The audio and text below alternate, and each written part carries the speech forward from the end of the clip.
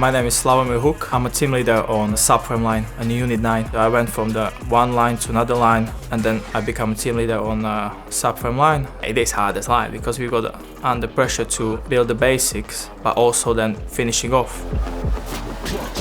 I moved here from Slovakia 8 years ago, so this is my first job in England. I had a sort of basic background, didn't really know too much about it, but as I started working here, it was really easy to pick up. There was lots of good people here who show you how to do it.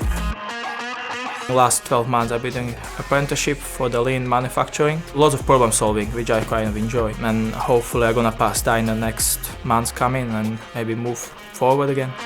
A couple of years ago on Slovakian TV they showed the sweeper which we built, so I told my parents, yeah, I built that, or probably I built some of that. It is exciting to show what you're actually doing.